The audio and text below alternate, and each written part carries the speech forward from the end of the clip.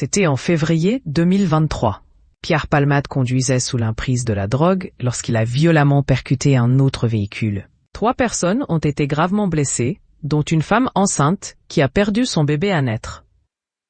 Le comédien a été condamné en novembre dernier à 5 ans de prison, dont 2 fermes pour blessures involontaires. Il a été incarcéré à la prison de Bordeaux-Gradignan, mais a fait une demande d'aménagement de sa peine que la Cour d'appel de Bordeaux vient d'accepter. Ainsi, ce mercredi 16 avril, à 9h, Pierre Palmade a quitté sa cellule pour être assigné à domicile sous bracelet électronique. Ce jeudi 1er mai, Maître Mourad Batik, l'avocat de la famille des victimes, était invité sur le plateau de C'est à vous. Il a d'abord parlé de son métier et du fait de devoir parfois défendre des criminels. C'est très intéressant, parce que quand vous défendez ces gens-là, vous n'êtes pas là pour défendre leurs crimes. Le rôle de l'avocat, c'est de dire, si le dossier vous permet de le juger et de le condamner, condamnez-le. Mais condamnez-le à une peine juste, à une peine qui sanctionne et pas à une peine qui venge. Prononcer une peine disproportionnée, c'est aussi une erreur judiciaire, a-t-il expliqué. Au cours de sa carrière, Maître Mourad Batik a déjà refusé certains dossiers. Oui, bien sûr.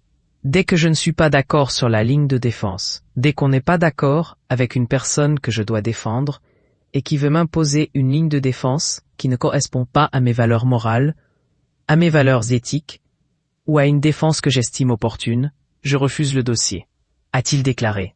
Après quoi, Yann Barthès lui a posé la question suivante. C'est pour cette raison qu'il y a quelques jours, vous n'avez pas été choqué par la libération sous condition de Pierre Palmade, alors que vous défendiez la famille.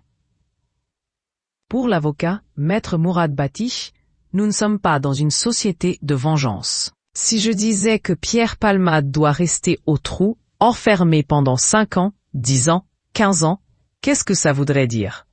Ça voudrait dire qu'il y aurait une forme de compensation. Plus on garde M. Palmade en détention, plus la famille se remet ou se remettrait rapidement. Ça ne fonctionne pas comme ça. Il n'y a pas de compensation entre les victimes et la peine qui serait prononcée à l'endroit d'une personne qui serait déclarée coupable, a-t-il conclu.